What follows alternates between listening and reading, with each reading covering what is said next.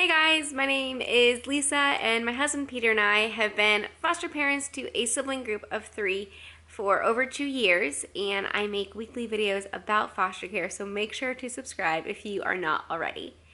In today's video, I want to focus on the 3 best things about being a foster parent.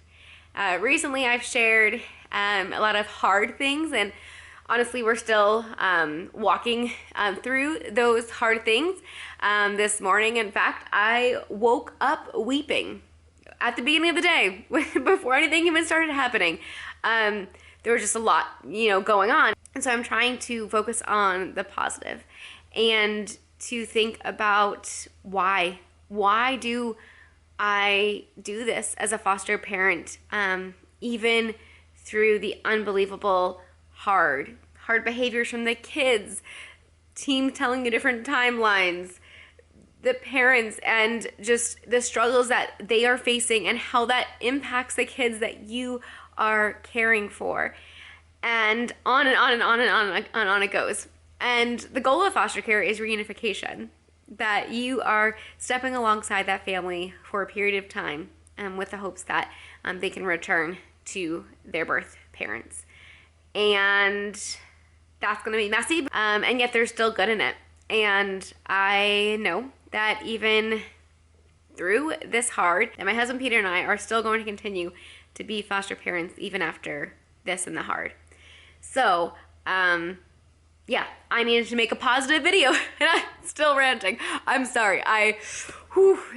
But this is a positive video because you might be thinking, okay, that everything you shared with me, everything you've shared recently has been like difficult stuff. So like, why would you do this? And the reason is the kids, bottom line.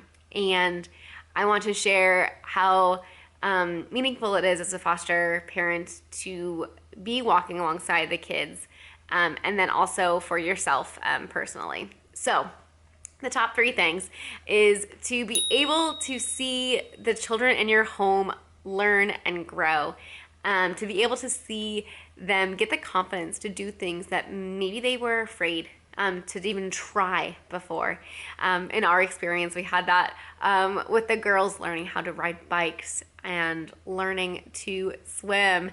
And with the youngest, as he was walking and things like that. And so those are great moments to be able to be a part of. And, when they skid and scrape a knee and they have owies or they have arguments or disagreements, to teach them how to work through the hard and the emotions, and that, screaming and hitting, and those aren't great ways to deal with that, but here are some other tools.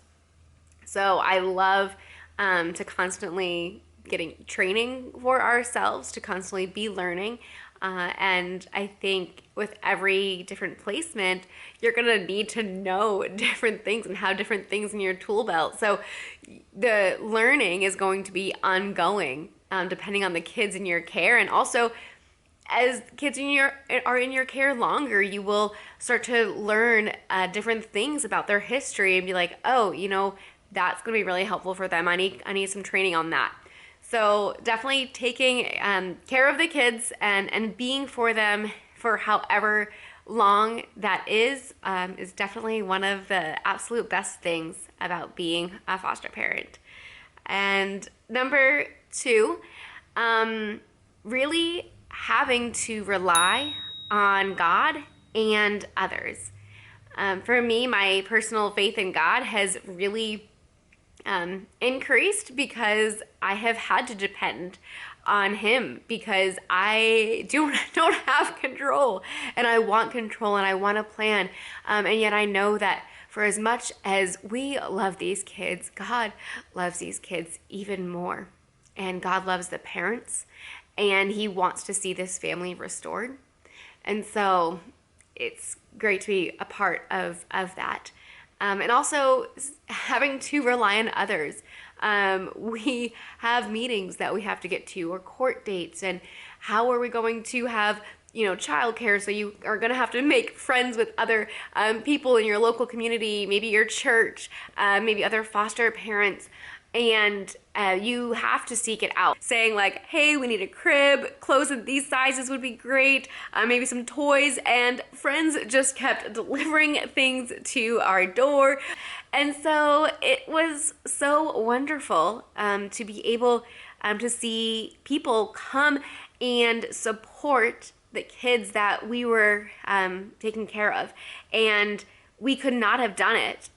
We can't do it without the help of so many friends. You know, that's just like supporting really like us in our home, but then you have this whole team of people supporting the kids. And so you are relying on the caseworkers and the therapists to be able to collaborate on like, hey, like, this is probably in the best interest of the kids, or like, hey, like with a therapist, like, hey, this is going on right now, like, can you give me some help, some resources into how to help with this behavior? So it's so wonderful to have a team of people surrounding the placements in your home to be able to give those kids the best help that they can. So it's a team effort, and it feels good to be part of a team and all working towards the same goal, to help this family be healthy and whole again.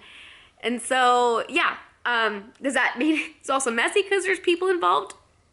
Yeah, for sure. But like, there's also so much good with that. And that's what I need to keep focusing on, is the good.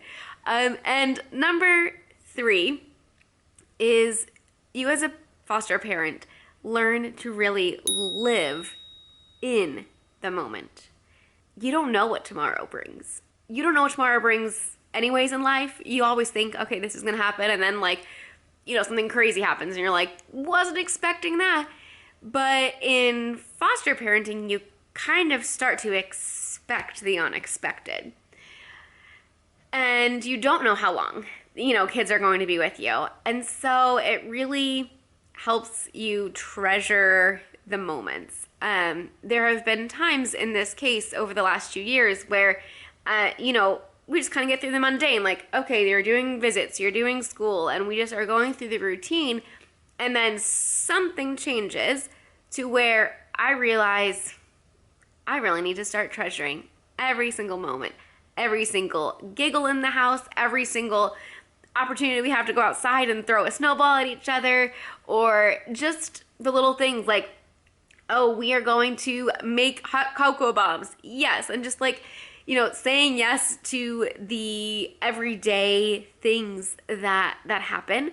And it helps you live in the moment. So I can get so caught up with planning, and I'm a planner. I still want control. I still want to plan, and I can't. Like, as a foster parent, you cannot plan. There always is some sort of plan, some sort of goal, but like, you don't know when, you don't know what, the days that visits are gonna be. It forces you to enjoy the everyday little things, things that I too often take for granted.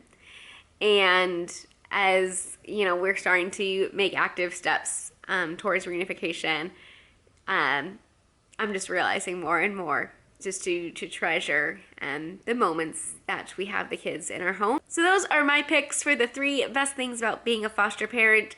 If you have been a foster parent and you have other things to add to the list, please leave a comment below. And also let me know, what other video topics would you like me to make about foster care? Thanks for watching, and we'll see you in the next video. Bye guys.